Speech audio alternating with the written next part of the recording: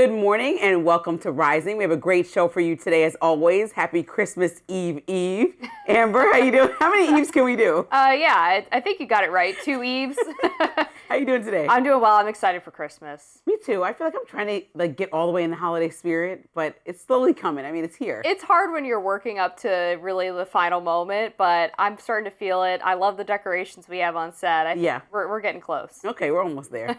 Coming up on Rising, we're going to talk about the exodus of staffers from the Heritage Foundation. They are heading to former Vice President Mike Pence's think tank, marking the latest shakeup for the organization that has become the center of the conversation about a, quote, conservative civil war over the past few months. Also, we'll get into CBS News' Bari Weiss' decision not to air a story about the Trump administration deporting migrants to his El Salvador prison, CECOT.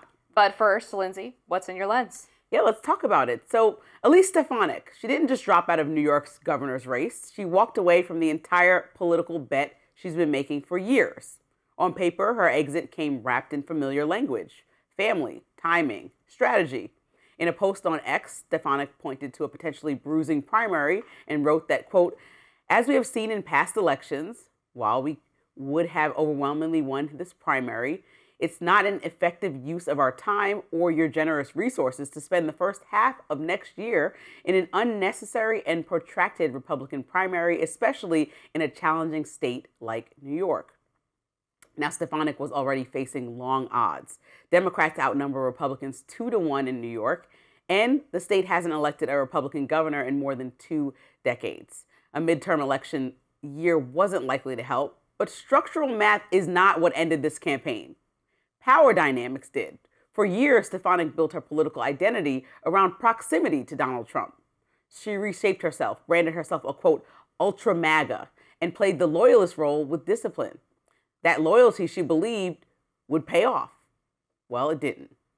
After Trump yanked her nomination to serve as UN ambassador, publicly undercut her, and then declined to endorse her for governor, the message was unmistakable, and it landed hard. In a long post on X, she wrote, in part, "My most important title is mom."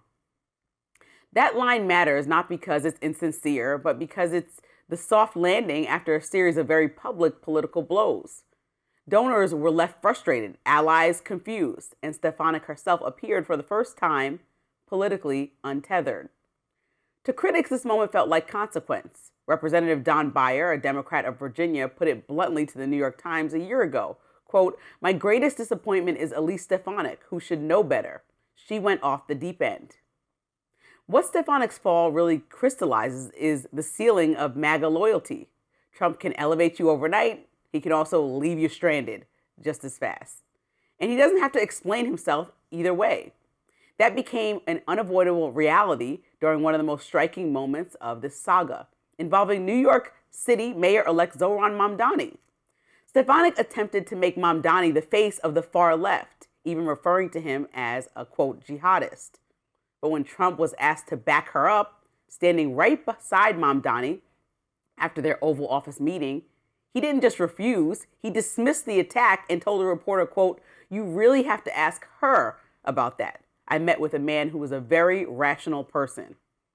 That was a political gut punch. Stefanik's story isn't just about one race or endorsement. It's about what happens when a political career is built around a single gravitational force. When that force moves on, you're left scrambling to explain the wreckage. Now, in Trump's orbit, loyalty isn't rewarded, it's rented. And when the lease is up, sometimes you don't even get a goodbye. So we were talking about this a little bit yesterday, which is why I wanted to do this from my lens, because everybody's like, what the heck? Like, she just like kind of dropped out of the race. So I want to know your perspective. So I dived into it. And the biggest thing for me was that when Elise Stefanik got into New York politics back in 2014, she was considered, well, first, she was the youngest person at the time to get into Congress and considered a very moderate candidate. And so around 2018, around the time that Trump started really being taken very seriously as the face of the Republican Party, she started to align herself more and more. And I understand a lot of people, from tech companies to individuals to politicians, have done the same thing. But she leaned all the way in, coining herself the ultra MAGA person. And she did all these different things. And it's like the way that the president decides who is worth supporting and who's not. And he looks at his odds. He hates losing. And we know that historically. He won't support a candidate that probably even has more than a 10% chance of losing a race because he doesn't want to go down as a line with losers. And so there's so much that was happening in just this race, but then also her nomination being pulled because of the incidents that happened a few months ago. And it's kind of like a lot of things have happened to her in her relationship with President Trump that she probably didn't have planned, when a lot of people had respected her prior to that, just resting on her laurels and just saying what she actually wants to do and accomplish and kind of pushing forward in that way. She didn't need to do all this to get this outcome. People have done far less for aligning themselves with President Trump, like J.D. Vance, and seemingly have gone further. I mean, we know that Vance has been very critical of the president prior to being on his team, and that doesn't seem to be a problem. We know that Marjorie Taylor Greene had a long leash with the president, and then both of them just kind of let go of each other. But like, why did she feel like taking this route and then to be left with this end result doesn't seem worth, the juice wasn't worth the squeeze? Yeah, there's a lot going on here. So if we go back to 2016, as you mentioned, she was a very moderate member of Congress, sort of center-right, and she often declined to speak about the president specifically when he was running in the Republican primary and even in the general. She eventually kind of halfway got on board saying, well, I support the Republican nominee, but she wouldn't say Trump's name. Then after he assumes the presidency, she ends up becoming a rather vocal supporter. And then her profile gets elevated in the past couple of years with her criticisms of alleged anti-Semitic protest on college campuses, which leverages her to be the UN ambassador nominee. But I think there's more to the story about why that ambassadorship nomination was pulled, because the explanation that Trump gave was he was worried about a special election in her district. But she's in a R+10 district. This is presumably a pretty safe Republican seat. And from what I understand, based on the timing of staffers moving up to New York City and getting prepared. There's tea. We've reported this at the Daily Caller, but staffers were moving up to New York City, getting prepared for her first big session at the UN. And after their bags were packed and they were on the road was when Trump made this shock announcement that he was pulling the nomination because of the concerns about keeping the seat. And so I think maybe there was some underlying bad blood there about how that all shook out. And then most recently, she got into a public spat with Speaker Mike Johnson about the NDAA, right. And Trump was apparently the person who moderated the phone call between those two to try to tamp down the public sort of blood spilling between those two. And so I think there is probably a little bit more attention than has been publicly reported between Stefanik and Trump. And then you enter Bruce Blakeman into the New York gubernatorial primary, who's a good friend of Trump. They've been friends for a long time. People were saying that they had a closer relationship than Trump and Stefanik did. They're golf buddies. And so Trump says, you know, I think they're both great candidates. I don't want to choose who to endorse. And Stefanik is kind of looking back at what happened with Lee Zeldin. He had to spend a bunch of money on what was really an uncompetitive primary when he ran for New York governor. And you don't want to spend all of that money in the primary race when you have a very uphill battle in the general in a state that is very blue. So I understand the reasoning there, where if you're not going to get the Trump endorsement secured before the general election, that maybe strategically it's not the wisest to stay in the race. But I just suspect, based on this series of events, that there's probably some greater tension sort of bubbling under the surface between those two. And there also is that whole big thing that, like, we keep talking about, we're going to talk about more today, is like what happens after President Trump. So if your entire mission statement has gone from moderate Republican to complete ally of President Trump, well, after his name's not on the ballot, what does that mean for you? And since she's done, like, what do we do next with policy-wise or legacy when she has no positioning now in government? Like, what are your next steps? And then you can't, like, let's say somebody who's more a Pence-like candidate or even more traditional conservative, like the Bush era comes into power next, then how does Elise Stefanik fit in that if you've already proclaimed that you're ultra, quote, MAGA? Yeah, I'm curious to see what she does next. Maybe she's kind of hedging her bets on a presidential run. Who knows? But looks like Bruce Blakeman now is apparently going to be and the Trump Republican did throw his nominee. support behind him. That's right. Almost immediately after Stefanik dropped out, too. And up next, staffers at the Heritage Foundation are leaving to team up with former Vice President Mike Pence. Lindsey mentioned him. We'll have more on that after the break. More than a dozen staffers with the conservative think tank, the Heritage Foundation, are reportedly leaving to join the organization founded by former Vice President Mike Pence. This is the latest development in what's been a tumultuous past few months for the Heritage Foundation and its president, Kevin Roberts. Roberts announced the mass exodus in an email to staff that was obtained by The Hill. It says in part, "This weekend, most of our staff from our legal and economic centers are departing immediately. We wish them well, though the manner of their departure speaks volumes." Those who are leaving will be joining Mike Pence's nonprofit called Advancing American Freedom, which he founded shortly after serving 4 years as vice president. The move is another setback for Heritage as it continues to deal with the fallout from Kevin Roberts' controversial defense of Tucker Carlson back in October. Carlson was under fire for interviewing the far-right commentator Nick Fuentes on his podcast, but Roberts defended Carlson in this video. Let's take a look. We will always defend truth. We will always defend America, and we will always defend our friends against the slander of bad actors who serve someone else's agenda. That includes Tucker Carlson, who remains, and as I have said before, always will be a close friend of the Heritage Foundation. The venomous coalition attacking him are sowing division. Their attempt to cancel him will fail. Roberts quickly faced heavy criticism from his foundation's employees and donors and faced calls to resign from his position as president. He eventually apologized for the remarks, but there's been more reports of growing discontent among staffers at the foundation for months. Some are reportedly upset with Roberts for aligning the foundation more closely with the Trump agenda, especially on the issue of tariffs. Online, some viewed the staff departures as another sign of fractures in the conservative movement. Ilya Shapiro, a director at the Manhattan Institute think tank, writes on X, "Anyone who thinks the folks who left Heritage are never Trump or whatever don't get it. This isn't about Trump or Vance for that matter, but whether the conservative movement stands for something or is a cesspool fit for all sorts of bigots, conspiracists, and Qatar firsters." Others, however, were quick to brush off the departures. Sean Davis, co-founder of The Federalist, says, "Great news, perfect example of addition by subtraction. Not only are a bunch of whiny malcontents who were only rowing backwards now no longer a problem at Heritage, the only jobs they could find are with a guy who has no future whatsoever in electoral politics or national policy." Man, every day I feel like there's a new story, but it feels more like there's an internal civil war going on. And I say that before everyone's like, okay, the Democrats have soul searching to do. I understand that. Like, I look at them every day from the election loss and can see that. But more and more within the Republican Party, if we just look at recent events from Marjorie Taylor Greene deciding to exit her position, from the recent America Festival that we saw over the weekend put on by Turning Point USA, and how Ben Shapiro was attacking Tucker Carlson, and Tucker Carlson has become like the name for division within the party. I know that the Heritage Foundation put out that video to try to quell some of that same fracture that Erica Kirk addressed in her remarks when she opened up the entire festival in Phoenix this weekend.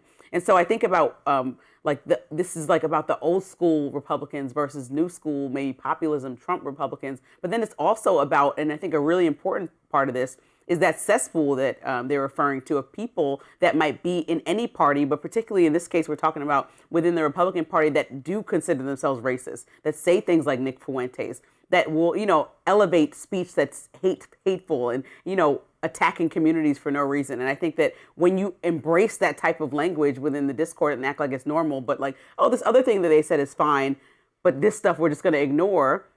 And that's what many people accuse Tucker Carlson of doing by not really, and he's a great interviewer, and not interviewing Nick Fuentes in a very hard, steadfast way like anybody who learned journalism properly would do. Well, then you leave the door open for, well, we'll take some of the ideas, but then all these bigoted ideas we'll take, but we'll ignore. And then it ends up defining your party. Well, I wouldn't say that. I mean, I assume you watched the Tucker Carlson, Nick Fuentes interview? I didn't watch the whole thing. Oh. No, I didn't. So I did watch it, and I would say that people were taking issue with tone as opposed to what was actually asked of Nick Fuentes. And the reason that Tucker decided to do this interview is because despite Nick Fuentes being deplatformed for basically every major social media website, including YouTube, X, Facebook, Instagram, and having to go fully independent in the truest sense of the word, he's managed to get this massive audience. And so it's trying to understand why that's happening. And since then, Tucker has also talked numerous times about what he disagrees with Nick Fuentes on and why he is actually concerned about young people and them flocking to this type of content creator. And he also, in the interview, made very clear where he stands on the issue of anti-Semitism and racism and some of those views expressed by Nick Fuentes. And so that's why it's so frustrating to have these people at Heritage Foundation or wherever basically be upset with Tucker and disavow Tucker not because they're really upset with the interview, they're upset that he platformed Nick Fuentes. And clearly the deplatforming didn't work, so why not try something new and try to actually understand what this guy believes in and why so many young men are attracted to him, and try to suss out exactly why that's happening. And I do agree with what Sean Davis said about these Heritage Foundation staffers leaving. Before Kevin Roberts came on board, the Heritage Foundation was practically irrelevant. He has elevated the organization to a newfound status that they haven't had in decades. And to leave there to go to work for Mike Pence, who ostensibly is like gum on the bottom of the shoe of the conservative movement at this point in terms of his irrelevancy, I think just shows you that they're more interested in sort of writing white papers nobody's going to read about free markets than actually having a hand in shaping the conservative movement and policy conversation. Well, I think there's two things. So first, with Nick Fuentes, I think and I've been somebody who's watched how and why people have been interviewed for decades. And so when Oprah, for example, has a member of the KKK on her show and calls it the most regretful decision she's ever made, it's because of that clear intent that maybe Tucker Carlson or somebody has to actually get to the bottom of why you have these thoughts in your mind, and this wide variety of people that are following these thoughts that are detrimental to whole communities. And so I don't need to sit and watch an entire interview to understand that he said many things that just lean all the way into racism or bigotry. And so therefore— Fuentes or Tucker? No, Fuentes. Oh. And so that's when you decide to platform people is what I'm saying. It's like, well, the thousands of people that follow him, at what point are people going to say and acknowledge that perhaps some of those people also have those thoughts, and then that aligns with the conservative movement? And the best thing you can do in those instances is then condemn those thoughts immediately and wholeheartedly. And so when some people move to, you called the former Vice President Pence the gum on the bottom of the shoe, but what he's doing is going back to some traditional conservative ways that still exist within your party.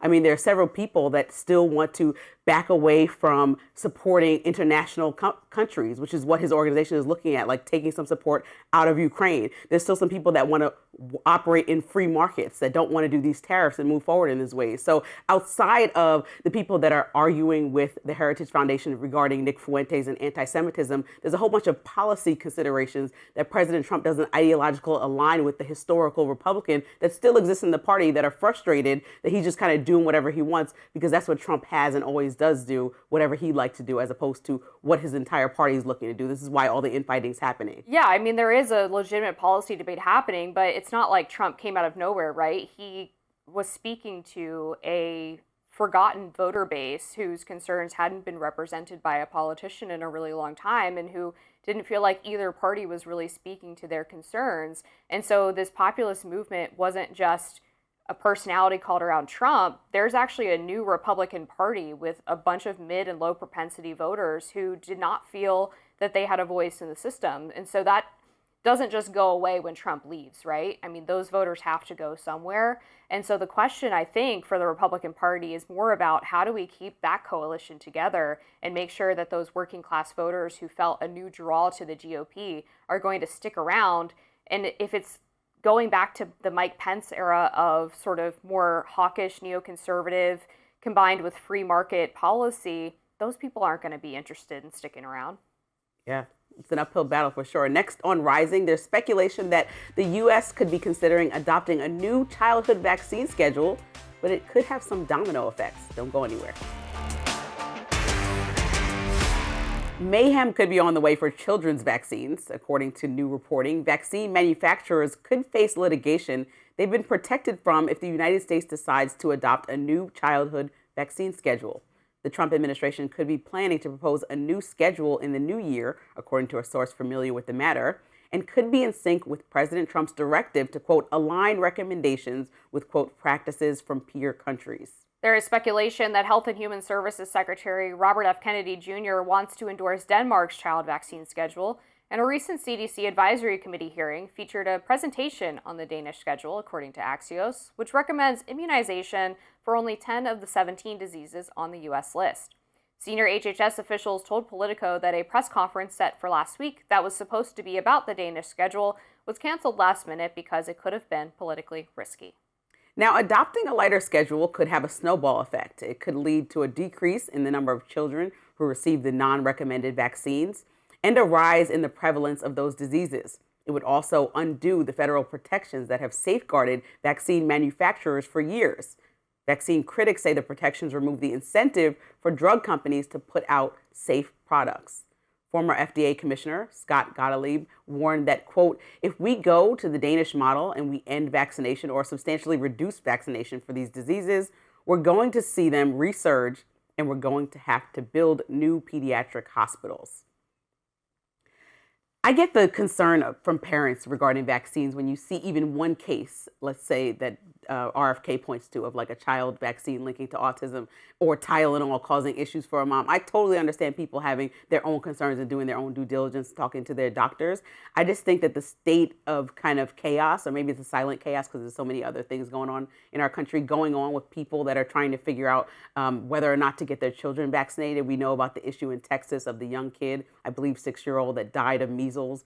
And we know that we're about to lose our status as a country that has completely eradicated measles. I think there are so many things that could be avoidable. And we know that vaccines are more helpful than not in the big picture. And they've saved so many lives that I think that, yes, COVID did put a doubt in a lot of people's minds about getting vaccinated and how the government might force those things on you. But I also don't want to go in the whole direction where diseases that we've eradicated decades ago are back and prevalent because we're following Denmark. Yeah, well, I guess the question then is if you think Denmark's vaccine schedule is insufficient. And one of the big differences between the Danish vaccine schedule and the United States vaccine schedule is that they do not have a blanket requirement for infants to get the Hep B vaccine, which I think is common sense. Basically, the reason that the United States decided to add that to the childhood vaccine schedule and mandate it is because mothers who are at risk of having hepatitis B, particularly drug abusers, were apparently not telling doctors that they had it or that they might be at risk for it. And so they decided that they were going to make all babies get it to sort of make up for the lowest common denominator kind of policy. And realistically, unless the mother has Hep B, the child doesn't need it. And so it would make more sense, I think, to test the mothers for Hep B and then give the shot accordingly if the child needs it, as opposed to having this one-size-fits-all policy. So I don't view this as necessarily the public health crisis that some of the media has been reporting. Yeah, I think when I look at just the conversation about how many vaccines, they said that we would have like 10, they had 17 in the US, maybe go down to 10. And just that number alone, it makes me think, well, was the doctor, as somebody who just was vaccinated with a kid and then just got vaccinated, got the kid vaccinated, watched all those shots happen, wish that I could skip them all because It was so sad to watch her cry over those things. I consider like, well, is my doctor, who I trust a lot and have a personal relationship with as well, sending me in the wrong direction, or am I listening to RFK and his team? And so I think that's a back and forth battle that parents are now dealing with. And I'm going to go with trusting the experts that have studied this, hopefully, that know what they're talking about. Next on Rising, CBS editor-in-chief Bari Weiss is finding herself in some hot water over the decision to pull a story looking at Trump's immigration center, CECOT. Stick around. CBS News is under fire after abruptly pulling a segment from the most recent episode of 60 Minutes just hours before it was set to air. The story, called Inside CECOT, and it features interviews with Venezuelan men who had been deported under the Trump administration and sent to the maximum security prison in El Salvador, known as CECOT. 60 Minutes says the story will air in a future broadcast, but the decision to pull it from Sunday's broadcast raised questions and anger directed toward the new network editor-in-chief, Bari Weiss. Sharon Alfonsi, the 60 Minutes correspondent who reported the segment, sent a note to her colleagues saying that Weiss ordered the story to be put on hold.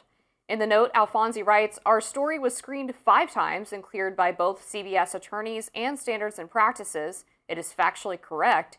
In my view, pulling it now after every rigorous internal check has been met is not an editorial decision, it's a political one." CNN's Brian Stelter reports that Bari Weiss held a call on Sunday explaining the decision to kill the story. Weiss reportedly said the story did not advance the ball because other outlets had previously done similar work, She added, "We need to do more." Now, Weiss also reportedly had concerns about airing the story without an on-camera response from a high-ranking member of the Trump administration, such as Stephen Miller. But Sharon Alfonsi pushed back on those concerns, saying that the administration had already declined to respond. She says in her note, quote, "We requested responses to questions and or interviews with the DHS, the White House, and the State Department. Government silence is a statement, not a veto. Their refusal to be interviewed is a tactical maneuver designed to kill the story.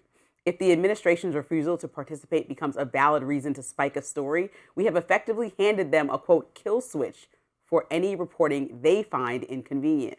There was another twist to the story when it was revealed on Monday that some people actually did get to see the segment. The Canadian streaming platform Global TV, which has the rights to 60 Minutes in Canada, published the original episode with the Inside CECOT segment. Some people with access to Global TV even posted the segment online for others to see, but CBS has been cracking down on many of those attempts to share it, citing copyright infringement.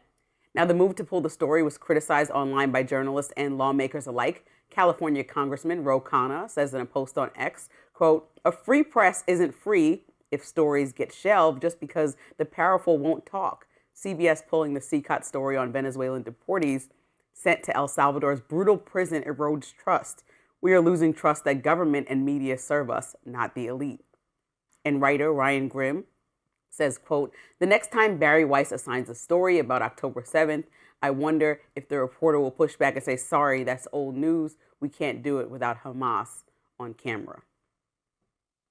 Yeah, so I was looking at some of the reasons why Bari Weiss decided to pull this report, and frankly, as a news editor, I completely understand where she's coming from. If 5 other mainstream media outlets have done a video package interviewing people at the CECOT prison, and we're not adding anything new to the story, that's a waste of production time. And so she was merely asking for them to try to add something new to the story. Why do it unless you're giving people additional information that they can't find elsewhere? What's your comparative advantage as 60 Minutes to put together this video package? And she points out in a memo that was sent to staff that she wanted several questions answered by the administration, such as, do they now regret it in light of what these Venezuelans endured? She also says that they do not present the administration's argument at all about why they sent those Venezuelans to CECOT. She says we have Caroline Levitt's soundbite claiming they were evildoers, but isn't there much more to ask in light of the torture that we are revealing? Tom Homan and Stephen Miller don't tend to be shy. We should push harder to get those principles on the record. She also says the data we present paints an incongruent picture. Of the 252 Venezuelans sent to CECOT, we say nearly half have no criminal histories. In other words, more than half do have criminal histories. We should spend a moment explaining this. We then say that only 8 of the 252 have been sentenced in America for violent offenses, but how many have been charged? And the memo goes on to basically say, we are presenting this one-sided story. We don't really have the administration's perspective on this information that we're revealing. And it's also not really any different than what other news networks have done already. And so my goal as an editor is always to try to say, okay, this is the story that's happening. What comes next? What more can we add to the conversation so that people want to come to the Daily Caller or want to go to 60 Minutes and know that they're getting something fresh? And that's one thing. I know that Bari Weiss' stance, from what I understand, is that there's a lot of work that needs to be done in the realm of immigration. So I don't think she's somebody that, from her own perspective, is coming from a lens of championing Trump's policies surrounding immigration so far. Yeah, I mean, she's definitely not some certainly not MAGA acolyte. Yeah. So, but also there's a lot of speculation upon her taking this position back in October about what she would do, and we haven't seen anything in regards to 60 Minutes yet or heard anything. And I was actually excited to see a new voice at the table, somebody who was younger and also brings that perspective of building something themselves, to be in a newsroom that was consistently third in line behind ABC and NBC. But I think with the mega prison story, I'll say from the other end, as the journalist turning in stories, and mind you, I need to see this whole documentary to say how balanced through my lens it was. But when I'm thinking about being somebody who turns in stories and how much time they spend on these 60-minute pieces, I mean, talk about a waste of time. They went, interviewed, they probably spent weeks doing this.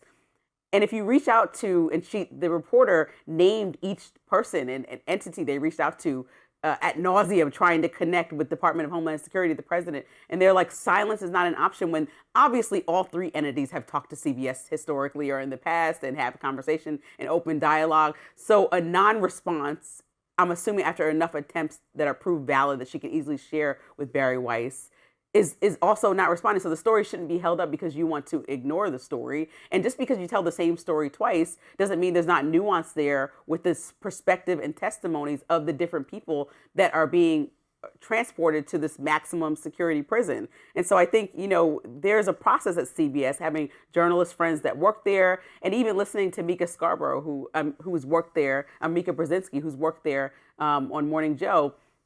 Yesterday, she was talking about the rigorous process that it goes to several edits, frame by frame of video, specifically at 60 Minutes. And maybe not every video journalism program's like this, but 60 Minutes has this rigorous, well-known in the industry process to not let any things that are egregiously incorrect go through. And mind you, everybody makes mistakes, but she's like, that process is not a small thing. So to get all the way to this finish line, and then Bari Weiss jumps in after it's been approved by legal and standards, it's like, you've been there since October. Why didn't we?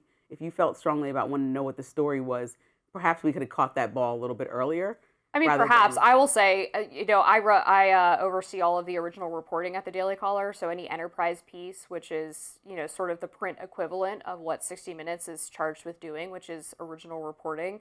And it's very rare that I get a piece in file that I'm happy with, right? I'm always going back to the reporter and getting them to push a little bit harder. And that's what a good news editor does, which is making sure that the person who is turning something in has really covered all of their bases, has really pushed all of their sources as much as they possibly can to present a full, colorful piece that advances the conversation. And Axios had a report actually that indicated that the administration apparently did provide comment on several occasions from official spokespeople, and that none of those comments were actually included in the piece. Sarah Fisher... Comment directly to their team or to CBS as a company? To 60 Minutes. Sarah Fisher reports, according to a source familiar with the 60 Minutes correspondence with the administration, the 60 Minutes team reached out to press officials at the White House, State Department, and DHS, all of which provided comment to CBS News. None of those comments, which varied in length and substance, were included in the piece viewed by Axios. So if you turn in a work product accusing the administration of all kind of wrongdoing and you don't even include their response, you are not even giving them the right to reply in the piece that people are viewing, that's journalistic malpractice. That goes beyond the piece not being ready to air. That's actually doing a disservice to your viewers. For sure. And now this is like the fifth different story of the recounting of what happened. Now adding this into the puzzle is kind of like, well, what did happen there? Is there an egregious error on the journalist's part and the people who produced and wrote and shot the story?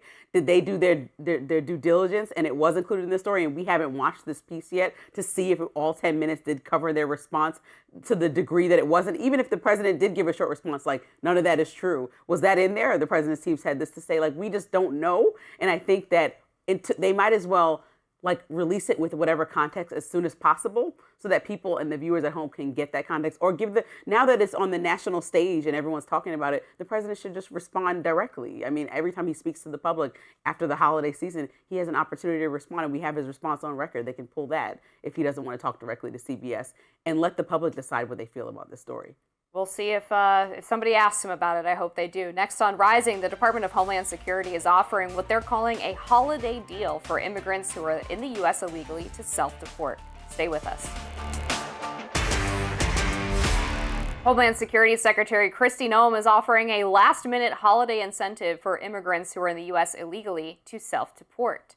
The department posted on X a limited time offer until the end of the year. Take advantage of a $3,000 bonus to head home for the holidays. We're checking names off our naughty list. Don't be the next name we find. $3,000 to leave now. In addition to a free flight home, illegal aliens can sign up to self-deport through the CBP Home app by the end of the year to receive a $3,000 stipend once they return home. If you do not self-deport, we will find you, we will arrest you, and you will never be able to return to the United States. This triples the $1,000 self-deportation offer that the DHS posted on Cyber Monday when they wrote, "Fly home for free and receive a $1,000 exit gift." The DHS announcement comes on the same day that a judge extended a temporary order prohibiting the Trump administration from re-detaining Kilmar Abrego Garcia, the man deported to El Salvador earlier this year, who was released from immigration detention last week. $3,000. It's a Christmas bonus. So I think, you know what?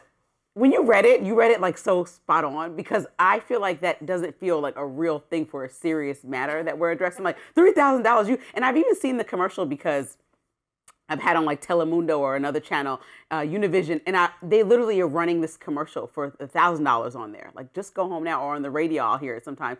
And I'm like, is this actually effective? And it feels like it is. Well, I have the numbers. Okay, I want to hear that. Absolutely. So the administration, this is according to Borders' Tom Homan. He did an interview earlier this week. They have deported about 650,000 illegal aliens. 1.9 million have actually self-deported and taken that $1,000 check. So $3,000, I could imagine that's going to pump up those numbers a little bit. And if you just take those numbers across 4 years of the Trump administration, assuming they hold steady over the next 3 years, you're looking at about 2.5 million that have been actually deported by the Trump administration, but another 8 million that will self-deport. And so that's 10 million out of the roughly 20 million illegal aliens that are estimated to be in the United States, which is no joke, right? 50% success rate in removing illegals would be a huge win for the admin. In some part of me, I feel like this prioritizes speed over accountability, getting people to hurry up and accept this money. It also might incentivize in some ways people to come here because they know that they'll get that either that goes back to the regular old 1,000 or holiday season time, it triples in 3,000. So I don't know that it's the right long-term strategy for a long-term solution. Also, there's people here that are in the middle of things like backlogs or here for labor demands that are going to leave then because they want quick money, but then it's also affecting our economy, which is relying on some of this labor. And yes, maybe ideologically you feel that this is a problem. There are two sides of, like, even within, I think, the Republican Party, there are two sides of the party. One of them feels like migrants that are committing criminal acts, and I think that's like Republican and Democrats want them to go, and then other feel like all migrants should go, all illegal migrants should go. And I think that a lot of people understand there are a lot of industries that are affected by migrants being here, illegal migrant labor, even President Trump's historically with his Trump Towers in New York. And so I think that we need to remember that there are businesses like Pennsylvania farmers that say they're suffering because of some of these policies. There are polls like recently from the New York Times that show a majority of people want immigration reform but don't like the way that the president is going about it. And so I think when you have some of these things and then couple that with how DHS is constantly doing something that I think is just mocking the entire situation, like aligning themselves with a celebrity to try to use their music out of context, from everybody from Celine Dion calling it abhorrent to Sabrina Carpenter saying, please don't use my music, to SZA recently. It's like they're making a joke out of something that is completely changing industries and livelihoods, and now putting this Christmas special up. It just seems like it should need more attention to detail and a rather thought out policy that understands the implications not only for our economy, but for people here and what would incentivize bad behavior versus what we're actually doing to fix this thing for the long haul. Yeah, on the labor point, I mean, I think it is important to acknowledge that there is a lower labor force participation rate among the American people than there's ever been, and it's because people are getting priced out of industries. And so I think we should want to place American workers as the priority, and I'm always in support of finding business owners who use illegal labor, including if the Trump organization is doing that. They should absolutely pay the price for that. But the full picture of this is that $1,000, $3,000, that's actually a real drop in the bucket compared to what a lot of illegal aliens take in welfare payments or in state and local vouchers. So what happens is a lot of them who are working under the table for cash and foregoing a tax burden that the American worker has to pay, that means that they're not having any self-reported income to the IRS, right? So they have higher eligibility for these welfare payments, and then a lot of state and localities like New York City or places in California offer them free housing. They give them food vouchers. They give them cash payments to incentivize them staying in the United States. So not only do we have them pricing Americans out of the workforce, but then they're also collecting additional taxpayer money through the welfare system. And so it's a massive drain on American resources. And so if the administration can throw someone a $1,000 check and a free flight home and get 2 million of them to leave in 1 year, that's going to have a really huge impact on the American worker in a positive way. And, we could talk about housing supply and demand too. We're in the middle of a housing shortage.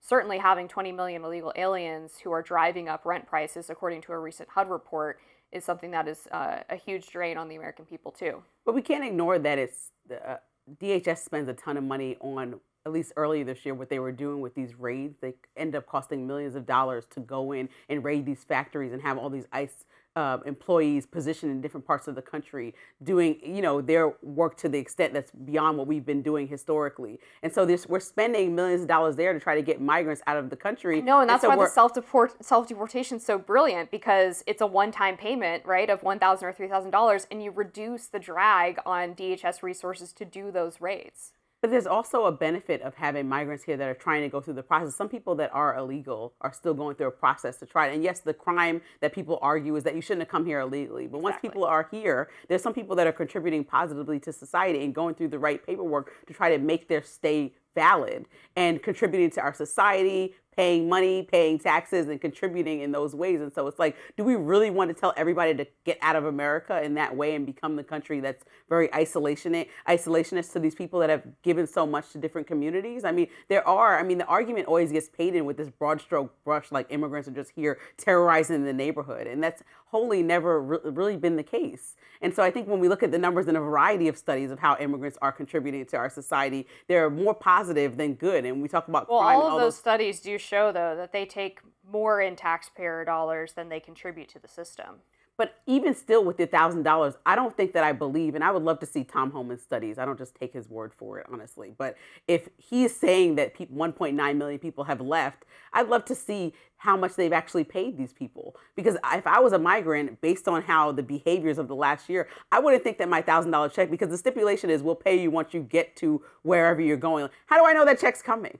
Like, how do I even know that check's coming? And why would I trust, if anybody, the Trump administration to make sure that an illegal immigrant gets paid? And so these are all questions that I would have in my mind. You say 1.9 million people self-deported. I'd like to see those numbers, and I'd like to see how many of them actually got paid and what the benefit has been to our economy, because there's been very big detriments to our economy that people have vocalized that work in a variety of industries, which is why Trump has went up and down, back and forth about his immigration policy, because he knows he's hurting the same business owners that have supported him along the way. And they've been calling out from the rooftops that you're hurting our businesses by some of these actions. Unfortunately, we have to go. Up next, Democrats eyeing 2028 presidential runs are upgrading their wardrobes and losing weight.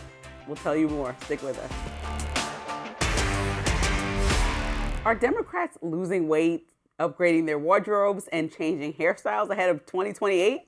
Well, Illinois Governor J.B. Pritzker, Minnesota Governor Tim Walz, and Michigan Senator Alyssa Slotkin have all lost weight in the past year and are working towards their fitness. Pennsylvania Governor Josh Shapiro began his makeover around 2022, and slowly his suits became more tailored, modern, and less flashy.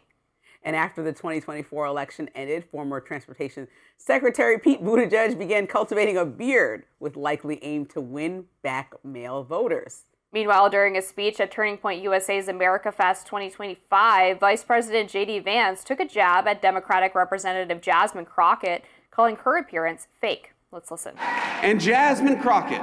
Oh, Jasmine Crockett. The record speaks for itself.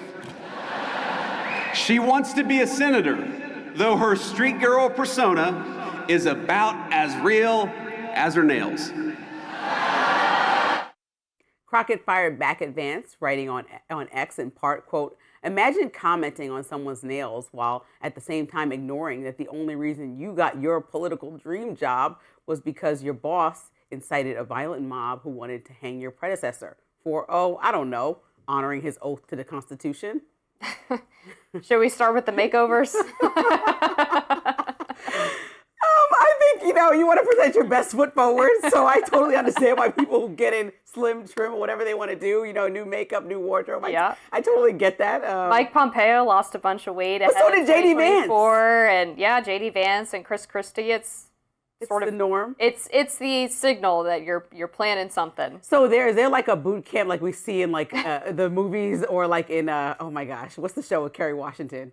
I'm like Scandal. Oh. Yeah, like there's like okay, we got to get everything together. Is Right. there like a team for each person that might be president? That's like okay, come on. I wouldn't be surprised. I mean, a lot of these people have like wardrobe consultants, or They said Hillary Clinton had one. I thought Yeah. she just picked different suits. Nothing stuck out too crazy to me with Hillary Clinton. It was like different suits every day. That's true. Yeah, it's interesting. I mean, there's been all of these commentaries about how it's harder for female politicians because they get scrutinized more on their appearance. But I mean, I agree. You don't agree with that? No, because you have a lot of these guys who are getting knocked on for their weight all the time. I think it's just politics is a brutal, nasty game. Or Obama with the tan suit, which is now nobody Oh gosh, cares that about. was such a fake controversy though. That was totally created by the media. Nobody cared. There was like one commenter on Twitter at the time who was not even like a part of the Republican Party who was like, I think it's too casual for this press conference, and it got blown up into like conservatives hate Obama's tan suit and it was the only real scandal of his presidency. It was all a fake media creation. Okay, let's talk about Jasmine Crockett. Yeah. First of all, I want to know what the obsession is with discussing Jasmine Crockett's appearance. Let's talk about policy. Let's talk about what you disagree with. Like, we know Marjorie Taylor Greene and her got into it because Marjorie Taylor Greene started talking about her eyelashes. Right. We know that J.D. Vance is now taking his time out of his, when he, Erica Kirk came on the stage and said he needs to be the next president. You're taking the time out to talk about her nails and her streetness. Like, I just think that it could be an elevated conversation happening. And Jasmine Crockett, if you want to talk to her about policy or what you disagree with, there's plenty on the table there. And I think that's like a low-hanging fruit to try to discuss her appearance, especially when you know that coming at her in that way is going to lend itself to all these different things. Like, what are you trying to say? Are there stereotypes you're trying to associate her with? Like, what are you doing here? Well, I think the street thing is in reference to the fact that there are older videos of her where she's not speaking in the sort of AAVE sort of accent. And so the insinuation is that it's kind of put on to try to appeal to a black voter base. And that she's not being real. But part of that is like, okay, when you go to work and you're having a conversation for a job interview, and then you and I have been working together for 6 months, and you're like, girl, what are you doing this weekend? Like, you didn't say that to me day one, neither did I code you. switching. Right, we kind of all, so if she's way more comfortable and has been in politics this long, again, why is that your attack? I don't find it to be that important. I think he's trying to be funny, and maybe it didn't land the way people wanted it to, but I don't know. I do think the eyelashes are a little aggressive. But it's her option, though. Of course, she's allowed to wear it. There's all this nuance, as a woman, that being in this industry and trying to just do the job, whether you're a lawyer and then people are talking about your hair, like in the O.J. Simpson case for the only woman on the case, or if you're a politician and people are talking about your lashes, like, let's get down to it. Let's get down. And so if changing the appearance is going to make us talk about the facts, okay, maybe, but also we just need to still talk about the facts at hand, right? She's running for Senate. That does it for us on Rising Live. Look out for more exclusive YouTube content coming your way. Be sure to like, share, and subscribe to The Hill's YouTube channel so you don't ever miss any content. And for those of you who like to listen on the go, we're now available anywhere you guys listen to podcasts. Merry Christmas. Merry and Christmas. We'll see you soon.